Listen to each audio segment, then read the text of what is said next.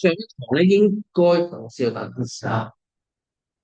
上一堂咧就應該已經簡單介紹過乜嘢叫成本法、權益法嗰樣嘢啦。咁今日咧我哋就真係開始落去做少少嗰啲叫做練習題㗎啦。咁練習題嗰度咧，咁我哋就其實都唔係叫練習題例題啦咁樣。我哋首先咧第一個咧，我哋咧要做嘅，等我攞落去先啦。第一 part 我哋要做嘅就係首先我哋要最簡單最基礎嘅就係我哋要抵消一啲內部嘅債權。咩叫內部債權咧？債務同埋債權同埋債務咧，就即係話可能母公司借錢俾子公司，或者我哋調翻轉啦，子公司或者我哋調翻轉子公司咧就借錢俾母公司，總之是但佢哋兩個啦。個阿爸借錢俾個仔，或者個仔借翻錢俾阿爸，點樣都好啦。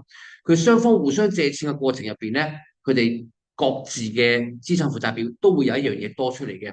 咁如果我係債權人，我借錢俾你嘅係我資產負債表，係咪自然會有筆應收帳啊？或者有一筆我哋叫屬於資產嘅貸款啦。咁但係站喺你角度嚟講，如果你係債務人嘅，即係你問我借錢嘅，喺你嗰邊係咪就有筆負債啊？咁呢兩嚿數咧，其實一直都會存在喺我哋嘅資產負債表嘅，因為你唔還，我都會存在喺度嘅。咁當我哋做合併帳嘅時候咧，係咪如果我哋唔做抵銷嘅，係咪我哋資產負債表就會一邊就會多咗一嚿資產，另外一邊係咪就會多咗個負債啊？咁呢兩個數嚴格啲嚟講，我哋係要做抵銷嘅。如果我哋唔抵銷的話咧，如果我個個月不停借錢俾你，呢個資產數咪滾到好大啊？咁到合併帳嘅時候，就會一嚿好大嚿嘅資產，同一時間亦都會有一嚿好大嚿嘅負債啦。咁點解呢個咧？我哋會選擇要抵消，反而第三者借就唔抵消咧？因為喺正常情況下邊啊，第三者借錢俾你，你覺得你要唔要還啊？還嘅機會高唔高啊？高。如果你自己屋企人借俾你，即係集團入邊自己公司借翻俾你嘅，你覺得要唔要還嘅機會率高唔高啊？其實機會唔大嘅，因為點解會咁樣講咧？因為一般嚟講，如果 A 公司即係一個集團入邊，一間公司借俾另外一間公司嘅，係咪其實只不過係將啲資金喺一個集團入邊由一個方位去到另外一個方位啊？對於佢哋嚟講，佢哋如果要產生一筆債務、一筆資產嘅，對佢哋嚟講，其實就算佢收利息，整體上嚟講有冇損失啦？冇。咁點解仍然有啲人即係會選擇咁樣做咧？其實有好多好多唔同嘅原理嘅。有啲情況下邊可能同嗰個兌換率有關，可能我由一個國家借錢俾另外一個國家嘅子公司，咁有個兌換率喺度啦，或者有個息差喺度啦。咁第二樣嘢就係、你有時你會留意到啲公司集團之間一個借錢俾另外一個，會收翻對方利息嘅喎。咁可能你會問，咁收到利息其實到最後係咪都係大家冇，即係其實冇乜分別啦？係咪？個阿哥俾利息俾個妹嘅，咁成家人嚟講都冇嘢多到㗎，係咪？只不過係啲錢由個阿哥去到個妹嗰度，一樣大家都咁多錢，唔會多咗亦都唔會少咗嘅。即係好似令我諗起好似譬如早幾日我幫我女拆利是咁樣，我將我啲利是俾咗佢，或者喺佢嗰度攞咗佢啲利是錢，只不過係我哋兩者自己嘅戶口個利是錢唔同咗啫嘛。整體利是錢冇多到，亦都冇少到㗎，係咪啊？只係由可能嗰個利是本身去咗係佢嘅，去咗我度，或者由我度去咗佢嗰度嘅啫。咁點解亦都有啲公司要選擇做呢啲嘢？剛才我就講過第一個就係話，可能會同我兌換率啦、利息有關啦，亦都有可能係同稅務安排有關嘅。可能有啲地方我要俾多啲稅，有啲地方唔使俾咁多稅嘅，所以可能我啲錢會調嚟調去啦。第二樣嘢，另外一個原因係關乎啲咩咧？就係每一間公司佢自己可能都會有一個我哋叫 performance 嘅。對上邊都有個 performance 個表現，即係話對我哋總公司要表現翻我哋個業績好唔好？即係簡單啲嚟講，如果我哋將佢視作為一個，例如話一個總行，其他全部分行嘅，可能每一間分行都要同總行匯報我哋嘅業績，業績最好嗰間，可能佢 bonus 就最多。咁如果我係分行經理嘅，我梗係想我業績好啲㗎。哦，你呢間分行想問我借錢啊？得，我收你利息咯。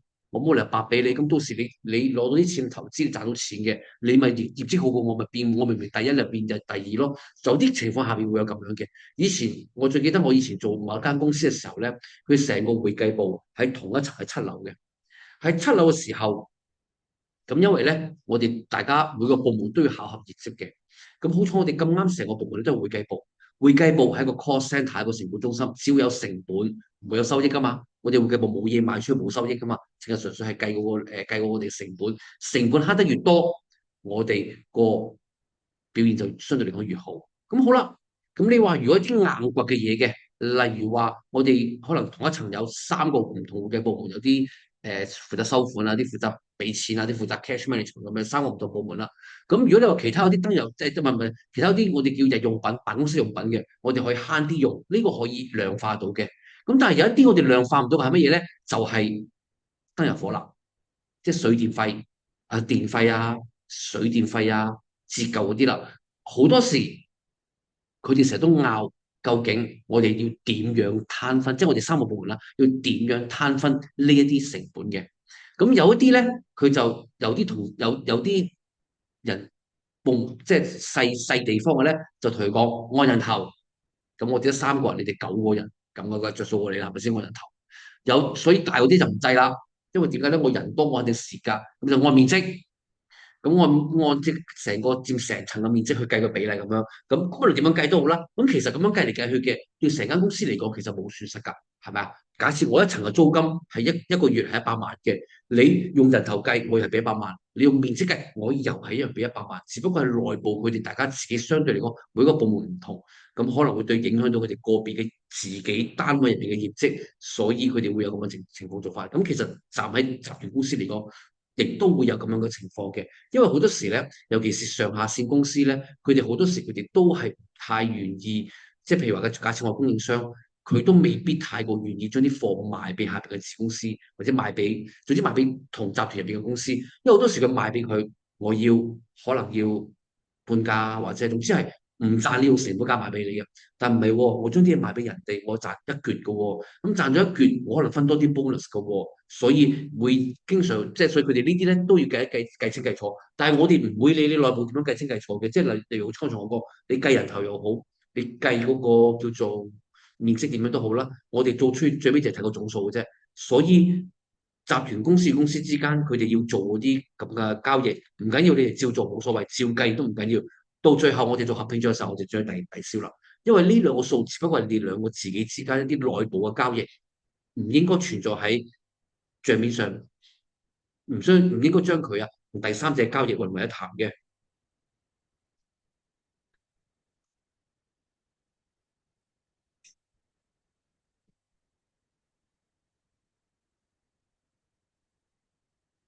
所以嗰陣時，我記得有一年咧，嗰陣時我哋係計面積嘅。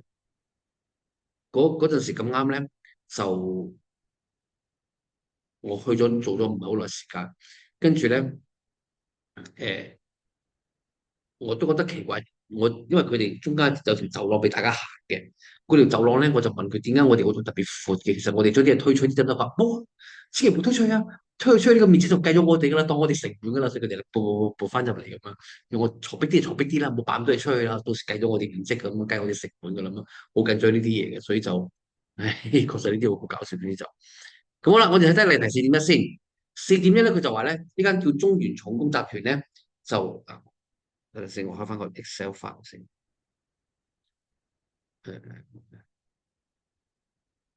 我把這邊得。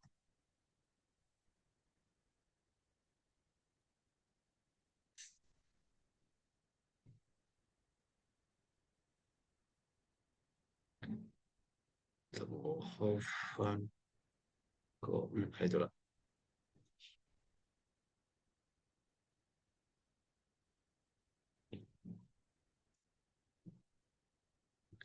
咁佢講咧就咧叫中原重工集團咧，咁佢個別嘅資產負債表入邊咧有應收帳，應收帳啊，就係900萬嘅。呢個題目咧，佢做咗啲我覺得好古怪嘅嘢，係唔係好合邏輯嘅？我覺得。不過 anyway，我哋到時就我俾大家聽下。佢就話咧個應收帳咧個帳面值就900萬嘅，咁帳面值啊，咁呢900萬點樣嚟咧？原來當年啦，佢曾經向呢間子公司就賒銷過商品嘅，即係將啲貨賣俾子公司啦。咁當時咧就賣1000萬俾佢嘅。係賒銷啊，所以冇收到現金嘅。咁賒銷係咪就會有啲收賬產生啊？佢1000萬賣俾佢嘅，佢啲人無端端而家得翻900萬咧，唔係佢還咗錢啦，係佢覺得佢仔還唔到錢就撥備做咗個壞賬。咁跟住所以就個 net 數就係900萬。咁呢度點解我話少少唔係好合邏輯咧？就係、因為一般嚟講咧，你好少啊，好少集團公司咧，佢就借完錢俾間子公司之後咧，就同佢講你個壞帳嘅啦，我撥俾100萬啦。通常你預佢還唔到先撥俾100萬噶嘛。咁你賣完貨俾佢嘅，即係又因為一般嚟講，子公司基本上佢嘅所有行政決策權都係母公司決策嘅。咁佢自己決策，要佢自己還唔到錢俾佢自己，我都嗰個感覺上個邏輯上唔係好講得通啊。不過唔緊要，大家唔好理會佢個邏輯通唔通，只要佢咁樣做，我哋只要跟住咁樣做嘅啫。咁你話唔合邏輯嘅呢個，只不過純粹可能係嗰個我哋叫教書上面佢話唔合邏輯啫。但係 anyway 嗰個我哋唔會因為話佢個邏輯性唔啱就唔理佢嘅。咁等我就先啦。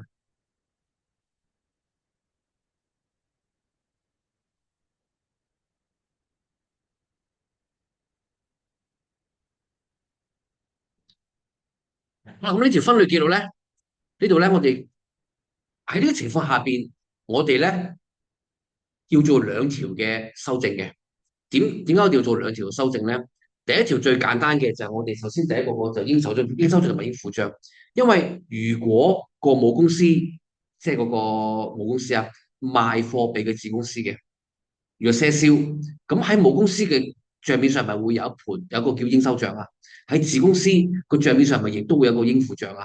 咁呢兩個情況下邊多咗出嚟，呢兩個唔會自動抵消喎，因為點解一個借方一個貸方，佢哋兩者唔會自動抵，即係唔會話咧，即係好似我講現金，我現金由我袋去咗你個袋，我哋就唔需要調整，點解咧？因為現金我袋去咗你個袋，我袋自然少咗，大家都係同大家同樣都係資產啊嘛，我資產會少咗，你資產會大咗，咁加埋個總數冇變過噶嘛，係咪？我咪唔需要做調整咯，唯一一個分別只不過係話個資產由我袋去到你個袋啫嘛，但係都係咁多，唔會無端端因為我去咗你嗰度個資產值就會大咗，就唔會嘅，所以嗰個就唔使調整。但係呢個唔同啊嘛，因為呢個係一個係資產個負債，我資產多咗，同一時間你負債又多咗喎，係咪啊？咁兩邊嚟講係咪我哋總資產負債比係咪就資產又多咗，負債又多咗，所以我哋咪要抵消咯。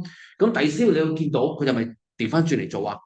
因為負債本身係咪應該 credit 增加，而資產應該 debit 增加嘅。咁我哋要抵消嘅時候，我哋就 debt 翻個資產，唔係出嚟debt 翻個負債 credit 翻個資產啦。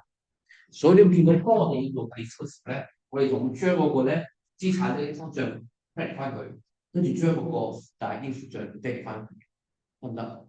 呢度咁其實如果呢個咧，基本上咧，因為如果純粹得筆交易咧，即係淨係咁樣做的話咧。咁但係好需要佢唔知點解咧，幫自己子公司咧就去做咗個外賬準備喎。佢如果唔做外賬準備就冇呢度就 OK 啦，已經完啦。咁但係佢做咗外賬準備喎。咁除咗佢做咗個外賬準備嘅，咁就唔係咁好啦。因為點解咧？如果我做咗外賬準備，首先第一樣嘢，其實我子公司嗰盤帳冇嘢發生㗎，因為我自己做啫嘛，我唔使通知佢㗎，所以我子公司嗰度咧係冇有影響。但係喺我自己個盤帳咧就唔同咯喎。如果我做咗外賬準備，第一我純利係咪會少咗啊？第一我純利少咗，第二我會啲咩多咗啊？係咪資產負債表有個外賬準備呢個準備金我帳戶多咗？呢兩樣嘢都唔會自己 offset 嘅喎，所以到我哋做合併帳嘅時候，我哋就要將我損益表一個數同埋我資產負債表一個數全部 delete 咗佢，因為損益表無端端我咪多咗個負債啊？啊，錯唔錯？我損益表係咪無端端多咗個支出啦？就係我外賬準備嘅費用。咁我資產負債表又無端端地多咗外賬準備喎，咁呢個都只不過係我幫我自己嘅子公司做嘅啫嘛。如果我唔幫自己公司做，根本就唔會出現呢個情況啊。所以呢一個我哋都要抵消翻佢嘅。所以我哋你見到我 credit 翻，將個費用沖翻走，沖翻走個費用，同一時間 debit 翻個外賬準備，沖翻走外賬準備，即係將我哋兩者抵消咗就得啦。即係沖走佢啊！多咗嘅，總之資產多咗嘅，我咪 credit 佢咯；負債多咗嘅，我就 debit 就簡單噶啦。咁如果費用多咗嘅，我咪 credit 翻佢，即係好似如果我支出多咗嘅，咪入翻數填翻佢咯。大明唔明意思啊？所以逢親如果借方嘅餘額多咗，credit 翻佢減翻低佢咯；如果貸方嘅餘額多咗，debit 翻佢抵消翻佢咯。咁所以個呢個咧，你要搞清楚邊啲係 debit，邊啲 credit，資產就 debit 嘅，負債就 credit 嘅，大家記唔記得？會計學完你會學嘅喎，邊幾樣嘢我 debit balance 啊？嗱，或者你記唔記得有邊五類 account？佢學原理唔係我教你哋噶嘛，係咪？應該有五類噶嘛，資產負債資本係嘛？跟住費用同埋唔係收入同埋費用係咪？呢五樣邊啲係借方面啊？資產負債資本收入同埋支出。資產係 debit credit 啊，debit 負債咧，資本咧，費用咧，費用喎，唔係收入費用，費用 debit，收入 credit，你記得喎？因為呢幾個就 就決定咗我哋如果要抵消，我哋要點樣做咯？如果資產 debit 啊嘛，係咪？我抵消咪 credit 咯，得唔得？因為如果你擺錯方向咧，你資產你再 debit 係咪越 debit 越大啊？你要咁滾上去噶啦。所以呢個就要記翻啦。咁呢個就話俾我哋聽啊！我哋點解要抵消佢嗰個外在準備咧？係佢自己得閒得滯冇嘢做，點樣出嚟嘅？咁其實嚴格啲嚟講，呢個嗱，暫時我哋抵消嗰個資產負債表，因為如果嗱，你想象下，如果我冇公司，或者你想象下，我哋首先唔好理外在準備先啦，我哋就咁純粹係理一理嗰個賣貨嗰部分。如果冇公司將批貨賣咗俾個子公司嘅，以你學咗咁多年會計，賒銷啦，賒銷啦，除咗嗰個應收賬應付賬多咗，仲有啲咩會多咗啊？如果冇公司賣貨俾個子公司，喺成個會計記錄嚟講，除咗應收賬應付賬之外，仲有啲咩多咗啊？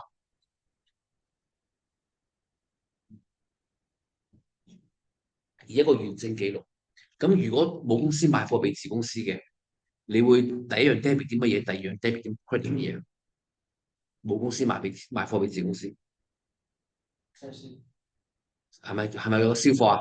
銷貨好多咗，因為點解咧？我冇公司賣貨俾佢，我肯定有 sales 啦，係咪啊？咁就喺子公司嗰度，你佢有個咩啊？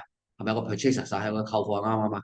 咁呢兩個肯定都要抵消噶啦。咁不過而家暫時我哋唔講住，因為我哋而家暫時淨係刻意係講乜嘢咧？係講嗰個資產負債表啲先，得唔得？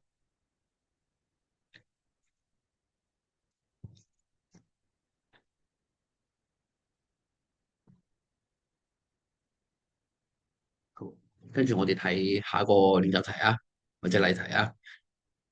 咁第一個就比較簡單嘅，就係個母公司 set 數俾嘅子公司啦。咁好啦，通常我哋會幾時做呢個動作咧？我哋唔會無端白事喺嗰個佢發生交易完嗰日即刻做嘅。我哋通常會係幾時做咧？我哋會係年底做會計帳嘅時候一次過做晒嘅。因為點解咧？因為我哋通常係年底先要做合併帳啊嘛。我哋唔會得閒無事，今日冇乜嘢做，做下合併帳啦。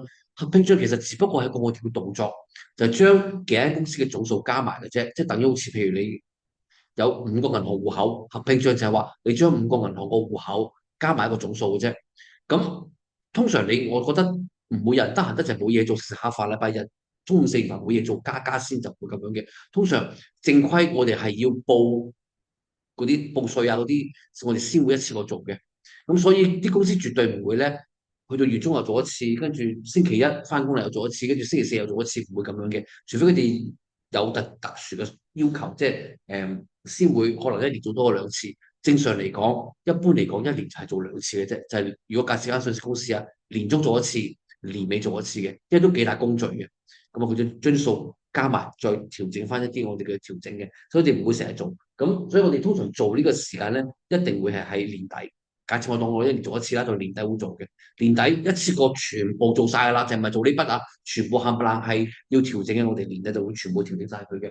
咁所以呢一個，呢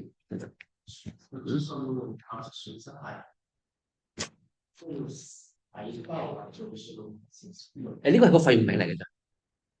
佢嗱，因為咧，你見我個 Excel 咧，我係寫乜嘢咧？我係寫嗰個喺損益表，其實嗰個費用係一個費用個名啊。佢叫信用減值損失，因為信用咧，佢通常咧英文叫 credit 嘅，嗰個 credit 嘅嗰個 impairment loss 啊，即係佢嗰個信貸嘅一個損失。咁即係話等於好似銀行借款，因為通常咧好多時咧，佢哋嗰個叫做嗰個啊，因為喺銀行咧，通常喺逢親用喺金融嗰啲 terms 嗰啲，譬如貸款嗰啲咧，好多時咧。銀行個名叫信用額度嘅，叫 credit line，信用額度佢叫 credit line 就因為信用額度其實唔係話你嘅信，即係唔係我哋直譯叫信，即係叫信譽嗰種信用，係講緊佢貸款嘅額度，信用額度定貸款額度。咁所以佢通常就會用呢個字嘅。咁佢呢度咧，因為我哋用因為呆賬準備咧，技術上嚟講，即係呆賬，即係咪應收賬屬於一種我哋叫金融嘅資產啊嘛。因為係我 send 息俾你又好，我借錢俾你都好啦，係你欠我款啊嘛，你欠我款，嚴格如果站喺銀行角度嚟講，佢係個信用，咁所以佢哋會用翻呢個字叫信用嗰個減值損失嘅。咁其實你用資產減值損失都 OK 嘅，呢個字都冇問題嘅。所以個名嗰度咧，好似你我直接用損益表或者呆賬準備費用，其實都冇問題嘅。呢個係個名嘅啫，咁只不過你用開呢個名，你之後都一定要用呢個名。你就唔能夠話今年我叫呆賬準備損失啦，出年咁我叫資產減值損失啦，再後年我用翻信用，即係剛才呢個名咧。咁所以因為佢書佢年年改名咧，佢哋係跟翻而家常用個名，但唔代表舊嗰啲名你唔得，得唔得？OK，就正如好似咧，令我諗起乜嘢咧？我剛才你個問題令我諗起咧，就係嗰個叫做資產負債表。資產負債表咧，我哋叫資產負債表。咁但係好多有啲你睇翻有啲年報叫資產負債表，有啲年報咧就叫嗰個叫做資產狀況，咪叫財務狀況表啊，叫財務狀況表，其實咪資產負債表。咁有啲佢會用嗰個字 statement of 嗰個 financial position 叫財務狀況表，有啲我哋就中意用 balance sheet。咁呢兩個用通唔通用啊？其實冇問題，呢兩個係嗰個習慣用法嘅問題啫。所以你嗰個唔需要擔心呢樣嘢嘅，嗰個咧佢只不過係個費用個名稱一個損失。其實點解會有咁嘅情況出現咧？歸根結底咧，係主要係同咧嗰個類別係有關係嘅。因為呢個信用減值損失咧，其實佢可以即係其實個大量嚟嘅，佢下邊咧會包含咧好多個嗱，因為剛才講咗信用係講緊貸款嘅額度，咁佢其實可以包含我叫應收賬啦。另外佢亦都有機會冇公司係咪會借錢俾其他外邊第三者公司，佢哋唔還錢，我都係講當係一個信用減值損失嘅，即係變咗佢呢個係 capture 晒所有係我哋叫類似呢種叫金融資產上邊嘅一種損失嗰度擺呢一度咯。咁其實用我嚟區分嘅啫。咁有啲如果我唔區分嘅，我冚唪唥全部將佢當咗係嗰個資產減值費用，其實都冇問題嘅，唔得。但係我意思其實個名嚟嘅啫，呢個。咁我哋睇一睇嗰個4.2啊，4.2啊，係啦呢個啦。咁呢個就嗱呢個其實特別啦。咁咁佢做乜嘢咧？佢咧就話咧係嗰個沿用翻4.1嘅資料啦。咁嗱，資產負債表咧，佢資產負債有特色就係咩咧？啲資產負債咪會帶落去下年啊。咁大家想象下喎，如果到下年佢可唔可以唔還錢啊？可以啊嘛，係咪？咁只要我唔告佢咪得咯，係咪？咁冇公司唔告，自公司咪 OK 咯。佢唔還錢咪佢唔還咪唔還咯，咪由得佢繼續擺喺度滾存咯咁樣。咁所以點解咧？我哋講點解我哋一般嚟講咧，我哋要將呢一個做抵消咧？因為如果一直唔還錢，我哋又唔抵消嘅，係咪個數一直滾落去啊？咁雖未至於話越滾越大嘅，但係經常就變咗佢係有一嚿數擺咗喺度。又唔結清佢，又唔還俾佢，所以我哋好多時咧，如果我哋喺年報上邊咧，我哋見到有啲叫做從屬公司嘅借款，呢個從屬公司咧細過50%嘅，細過50%啊。咁大家仲記得我上一堂講過，係咪其實20至50%之間，我哋叫從屬公司，我哋可以選擇做合併帳，但係好多時都未必會選擇做合併帳嘅。咁從屬公司有咩好處咧？咁我同嗱，如果我做合併帳，假設有間公司，我揸住40%嘅，得唔得？40%好啦，我就當我單一大股東，佢幾廿億資產值嘅，我單一大股東，冇人大得過我啦。第二個大股東都係得10%嘅啫，咁我40%喎，贏咗幾條街啦，係咪啊？好啦，咁我就諗下諗下，都係唔做合併帳，點解咧？咁如果我做合併帳，我之前我借錢俾佢，或者佢借錢俾我啲要點啊？抵消咯，係咪啊？所有我賣貨俾佢啊，賣貨全部抵消咯。咁但係如果我唔做合併帳，使唔使抵消啊？就唔使咯，就係保留翻喺度啊嘛，係咪啊？尤其是如果我賣貨俾佢嘅時候，我可以保留喺度啊嘛，啱唔啱啊？咁雖則話我係單一大股東啫，我唔夠50%，我唔就叫子公司噶喎。咁我就選擇唔做合併賬，係咪好着數？聽落去，我不停去賣貨俾佢，不停分大嘅數，所以呢個會係一個比較即係點樣講話？就會係一啲我哋叫會計上邊，即係唔係啲叫操做法上面嘅一種，我哋叫做呢個你要做，總有唔同嘅方法去做到嘅，係咪？咁呢個其實係其中一個點解我從屬公司，即係點解我話咧？如果我喺年報上邊見到一間上市公司，佢好多呢啲咩貸款或者借款俾從屬公司嘅，係資產負債表好多呢咁嘅數嘅，或者銷貨俾從屬公司嗰啲嘅，我見到，我覺得我會對佢有啲保留啦。因為一般嚟講啊，你借得俾從屬公司，你肯定你唔做合併賬，你先將佢跌啲噶嘛，係咪？咁你借得俾從屬公司嘅，叫得從屬公司，你起碼揸住兩成以上噶啦，係咪？買揸住兩成以上，啲三成四成咁樣嘅，咁你借得錢俾佢，你又擺得喺度嘅，咁同埋我喺度諗啊，一般嚟講，如果你投資落去一間公司，或者咁樣講啦，你一筆錢你投資落喺間公司度，你希望呢間公司增值定貶值啊？點解你想去增值啊？你想賺錢啊嘛，係咪啊？好啦，咁你會唔會做一啲嘢傷害佢啊？點解唔會啦？係嘛？咁萬一你借個錢俾佢，你會真係告佢？我告你破產啦！你唔還錢俾我，你會唔會告佢啊？正常都唔會啦，因為點解你告佢破產？好啦，首先唔好理你告唔告入先，起碼單先傳出嚟，佢股價會點啊？跌啊嘛，股價跌你會點啊？損失啊嘛，冇人會咁傻噶，係咪啊？我投資到呢間公司嗰度，我仲不停挖嗰啲黑材料出嚟公諸於世，咁即係講真，咁如果真係贏錢多嘅，倒不如捐去嗰個善堂啊嘛。咁我會咁樣做啊嘛，係咪啊？所以你問我嘅，如果借咁多錢俾佢嘅，你覺得中間會唔會有一啲我叫做刻意營造財務數據嘅一啲可能性咧？我唔排除好大機會有咁嘅情況啦，係咪？你咁樣借錢俾佢，你又唔作拼帳，我亦都知道呢筆數收得翻機會好微。佢唔還俾你，你又唔會告佢嘅，因為你嘅投資嚟噶嘛，你冇理由話為咗攞翻呢筆錢就係告佢做啲咁唔合常理，就去傷害呢個投資，冇人會咁樣做嘅。咁所以通常遇到咁嘅情況的話咧，我一見到財務報表好多呢啲從屬公司借款啊嗰啲咁嘅嘢咧，或者同從屬公司中間嗰啲，佢哋有時未必叫借款嘅，叫往來啊嗰啲咧，咁嘅情況我就會覺得你真係要諗一諗啦。咁多同下邊間公司做呢啲嘢，所以就要小心啲啊！即係如果有冇情況，咁 anyway 啦，咁呢個我睇一睇先，因為仲有3分鐘啫，我轉一轉啦。